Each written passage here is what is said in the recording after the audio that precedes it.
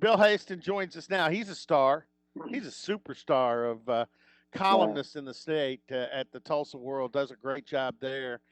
I felt bad because I went to his town yesterday and I didn't notify him I was coming into the city limits.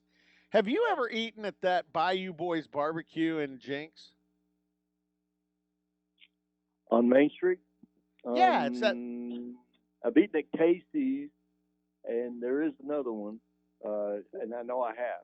So yes, I What's have. what's yeah? What's the place Coach Trimble loved to eat? No, that's Casey's. That's where he did his Case. coach's show. Hmm. That's right. I see, and we went to Bayou Boys last night. I should have gone to Casey's because I always like to honor Coach Trimble with that. And I will say this for Alan Trimble, very good football coach, and the man knew where to get a good meal. I always admired that That's right. in Coach Trimble. No, and So no, he basically, he would walk into Casey's. I don't think he even had to order. They just knew what to bring, and he was Jinx is like in every regard. Jinx is a completely different town than it was 25 years ago, and yeah, Alan Trimble is about 90% of the reason for that, Robert, for that growth, and that's the truth. I mean, Jinx is a football town, and there's been a lot of development in and around Jinx. It was just kind of a country, like a small country town tucked into a metro footprint, and Jinx really doubled or tripled even with regard to development and prestige, I would say, too, in the last 25 years. And a lot of it, not most of it or all of it, was started with Jinx football. So, yeah, uh, and it's got a nice little downtown. It's kind of oh quaint yeah, and no, very, very great cool. And businesses. Yeah, and the Trojans play football at Allen Trimble Stadium, which is located sure. on Allen Trimble Way, or is it Drive? Allen Trimble Way. I think it's Allen Trimble Way. Uh, so, you know, Coach Trimble hasn't been gone very long, and it's still unbelievable that he's gone at all. And I'll never forget, never ever will I forget the weekend that he retired. Uh, he announced at a team camp in Bentonville, Robert, that he was going to retire. It was shocking. And then, just a couple of days later, he was told by a doctor who had just, I guess, gotten the results of some medical testing they had been doing. Yeah, Uh, you don't need to retire. And I guess because he needed to keep his insurance. And and that was part of it. And then obviously, not long after that, I was at a Driller game the night he announced that he had been diagnosed as having ALS, and it just, it, you hoped he would be the miracle guy who could beat it or manage it and live with it for a long, long, long time. And for a while, you didn't really see that much. You didn't see that much evidence that he had it, and then kind of overnight, you did see evidence, and he really began taking the turn down. And then so it was just unbelievable that such a sweet guy and a great, great football man was knocked out of football much earlier than he would have coached 15 years, 15 more, had he not gotten sick. And it was just awful to see him sick. So, and now he's in heaven and he's healthy. So that's good.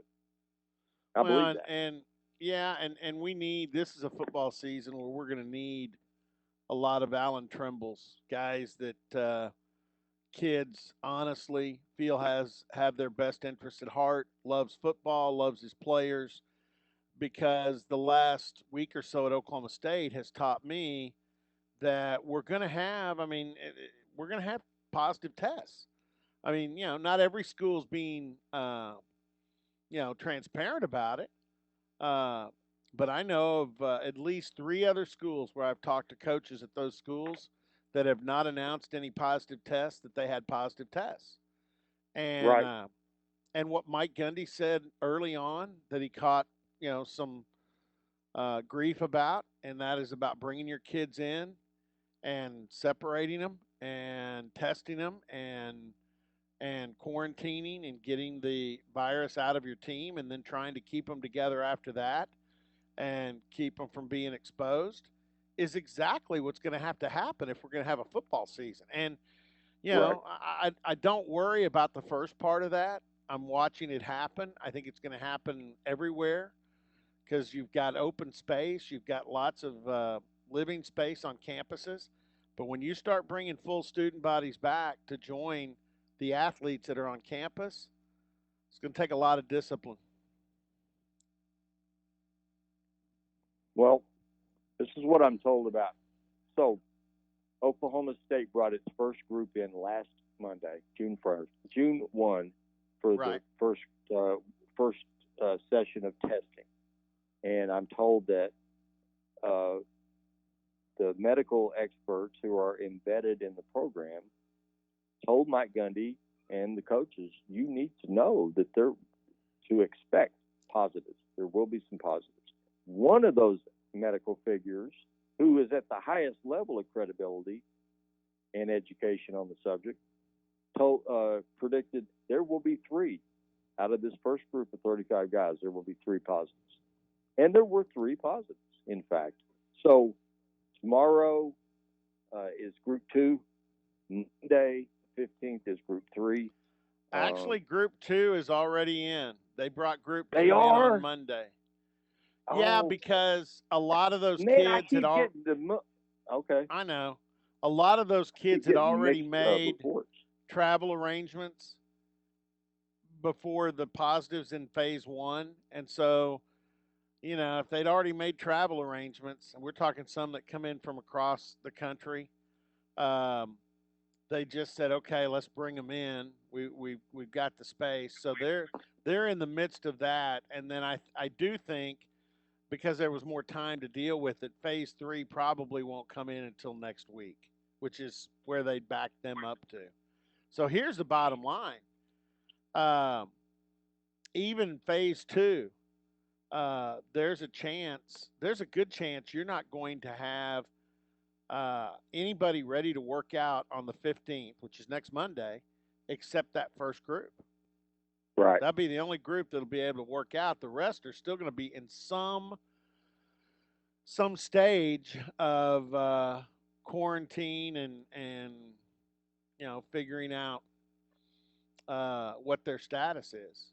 I predict. I don't think you'll have everybody at OSU working out until after the 4th of July, which tells me if you're, and I'm not trying to predict what Lincoln Riley's going to deal with, but they are going to have positives too when they bring them in. They will have to go through the process of curing out COVID-19 from their community. Well, like I said, I mean, I'm hopeful that there are no positives with this Group 2, this second group at Oklahoma State. I hope there's no positives in Group 3. I hope that Heyman Benamiga gets a clean bill of health in a matter of days. I mean, and I would say the same about each of the other 9 Big 12 schools and each of the other 129 FBS schools, because we so desperately need football. And I got a text from a coworker, a news side coworker the other day, and he just asked the question: what happens if there's like a game in September and a dozen or 15 guys combined come out of that game and test positive? And I said, it would be a shocking, jarring development, and I think they would shut the season down. Is what I believe. Well, I think it would be. I think that they being whether it would be a national shutdown or a couple of schools shutdown that would trickle over to other possibilities, I don't know. But I just remember the NBA response was so immediate and so dramatic. yeah. That's it's beyond a hope. I pray that there are no outbreaks in season because we so desperately need football. We've got to have it for all the reasons that everybody's talked about 100 times. We've got to have football. I've talked to coaches at different schools, and one told me that their plan they've discussed during the season, if they have any players test positive, they will pull them off the roster and put them back into quarantine again. But their plan will be to go forward and play. And I'm like, well, do you contact the other school and say, look, we had Right. two players test positive. We put them in quarantine, but the rest of our team is going to show up to play the game. And he said, no, as of right now, we just plan on going to play the game. And I'm like, wow. And then another one said, we're going to be, this was at a Big Ten school. He said, we've talked to our league office, and their advice for all the schools is be absolutely transparent on everything that happens within your team. And during the season, they, their commissioner, which is the gentleman that he's really in Ward, I think is his name, um, is in the forefront because he's African American with everything that's going on right now. But that the suggestion was they would have a similar to the NFL's injury list. They would have Oh, wow. a positive COVID-19 list.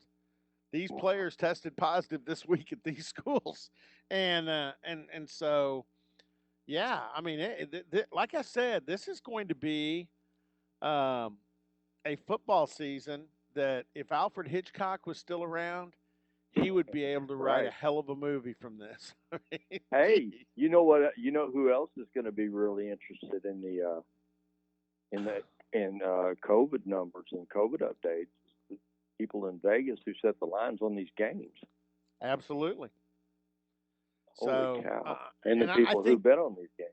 that's going to be the biggest job of Mike Gundy, Lincoln Riley, Tom Herman, Chris Kleiman, anybody that's out there, Dave Aranda, is to convince your players once you've got them all in and once you have weeded COVID-19 out of the community, is to convince these guys, we need to stick together. You need to be very careful. Pay attention to the mask, to the hand washing, to the hand sanitizer, to who you come in contact with. Can't go hang out at the student union. You guys, if you really want to Really? play football, you got to kind of stick together.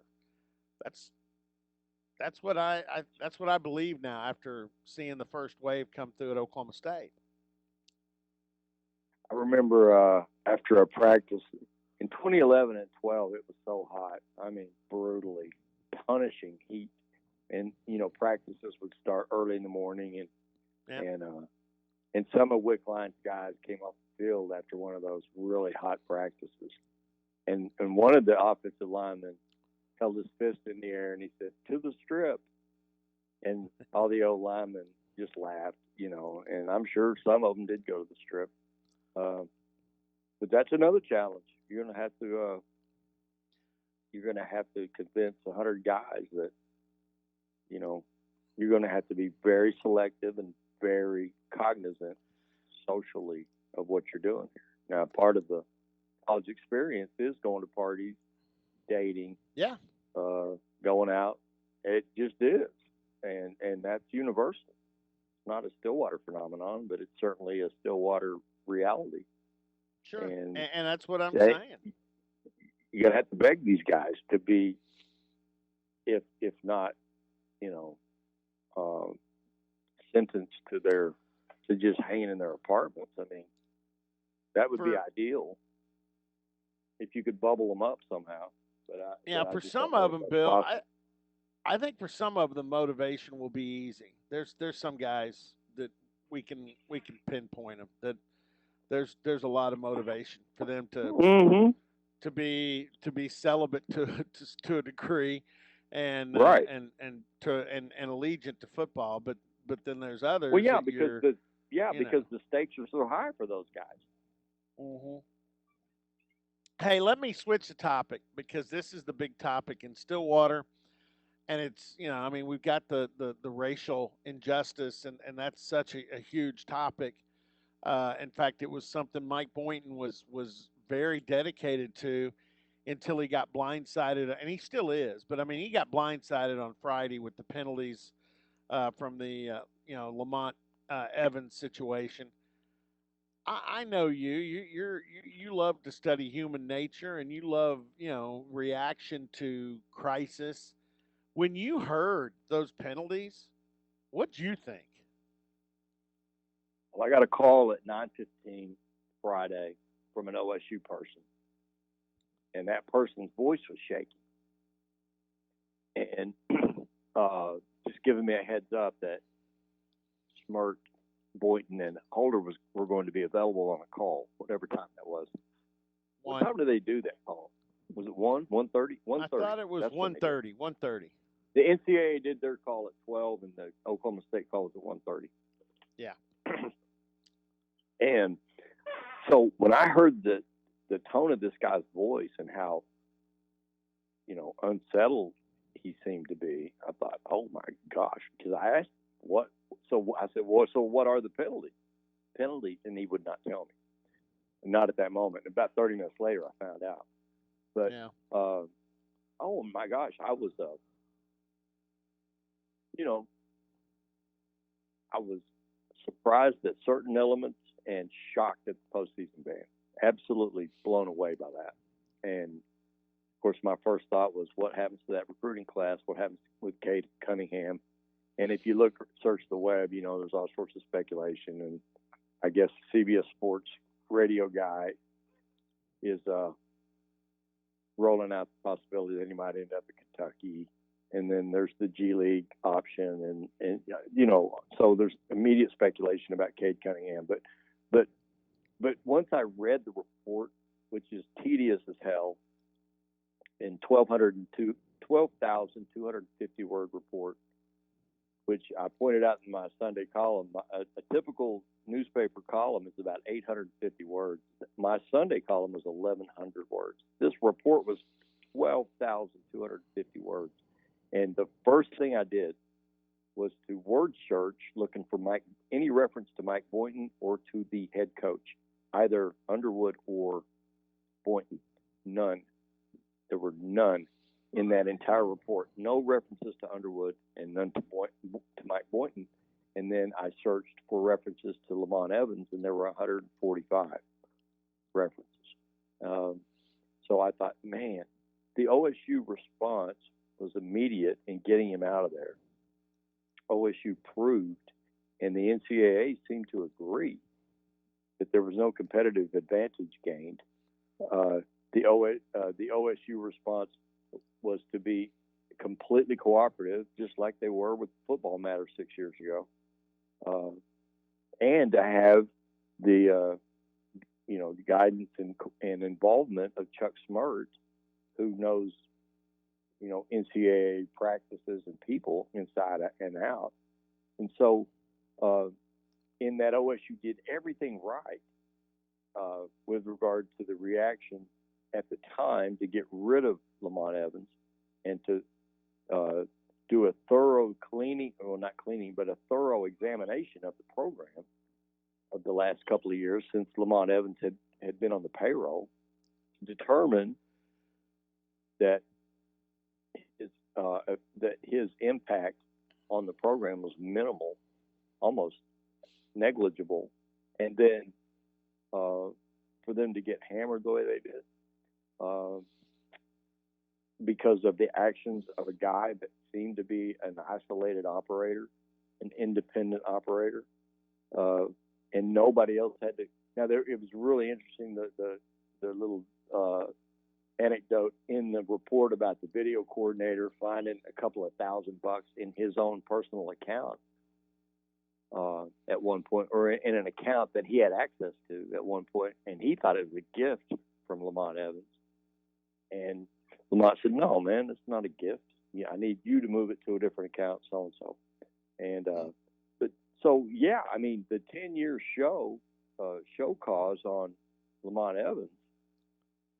If you'd told me it was a 50-year show cause, I'd have said, that sounds right to me. Yeah.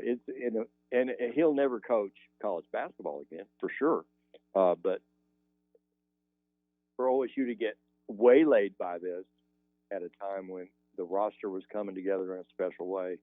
When they, and I wrote about Mike Boynton's personal roller coaster of the last year, where he, oh gosh, he celebrates the assembly of that recruiting class. He celebrates the commitment from Cade Cunningham in November. They start 7-0. They have that amazing trip to New York, and then after that, likely and they can't beat anybody. And then they go start 0-8 in the league.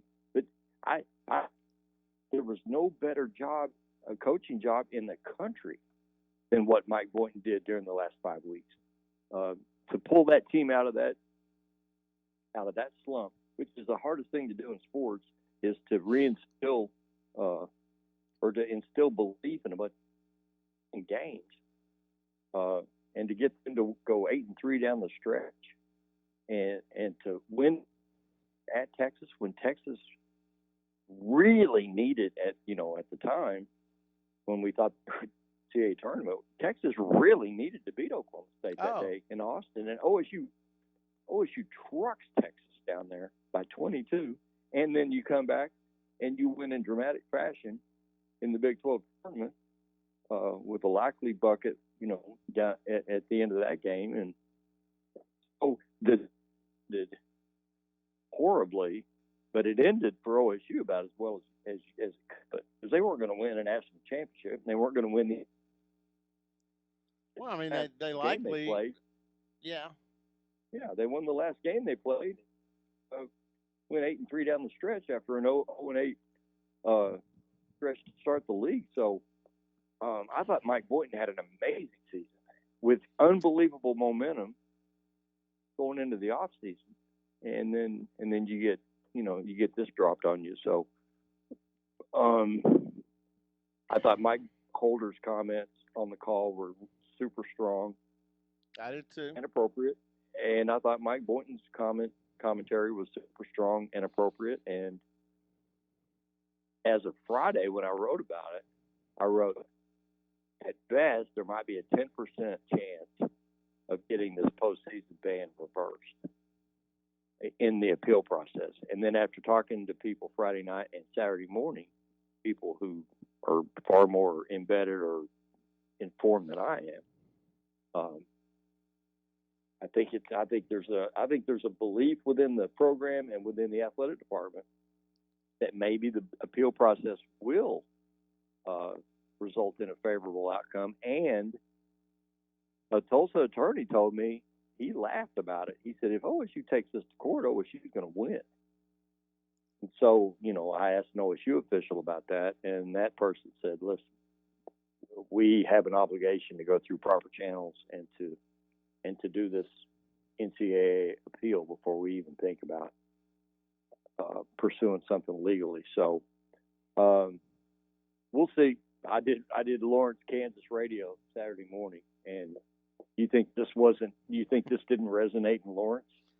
Well, over the and I weekend? kind of I got my hand slapped because on Sunday I did a column, uh, countering what Dan Wolken wrote, that okay, maybe they are excessive, but if you love college basketball, this has to happen.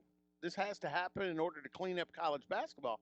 And I mean, I didn't call Dan Wolken any names or anything. I just said, look, I know we're a flyover state, but that doesn't mean that you can go penalize Oklahoma State and that's going to get Kentucky and North Carolina and Kansas and everybody else to pay attention. That's not the way this works. Fair is fair and right is right. And what happened to Oklahoma State's not fair and it's not right. I mean, I'm one, Bill. Hey, when Pat Jones, and then don't go, I know you're on the radio with Pat after this. Don't go tell Pat I said this. He knows I've said it in the past and we've argued about it. Oklahoma State deserved everything they got. They did.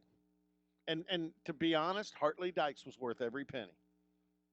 I'm just telling you. I watched it up close, and that was about the only way back in those days Oklahoma State was going to win, was to go get some playmakers like that, and they paid for them. When Jim Stanley, and I loved Coach Stanley, may he rest in peace, but when that staff got it in the mid-'70s because of Terry Miller, they deserved it. So I'm not gonna defend Oklahoma State when they're not when they're not defensible. But in this case, this was ridiculous, and I think you and I agree. I know you got to get to another radio gig, and I appreciate you coming on. Next time I'm in Tulsa, I'll give you the alert. I'm going to come back to that because to get to see Darwin Thompson and a bunch of those kids was fun last night. Golly, Hey, listen, Darwin. I texted you. I texted you last night and asked you if you knew where C.J. Moore. I don't. Okay. And well, so I texted his high school head coach after you and I had our exchange. You know what he told me? He isn't anywhere. I don't know. He said, I don't know. That's the portal. That is crazy. He's my favorite. He is my favorite Tulsa area high school player of the decade.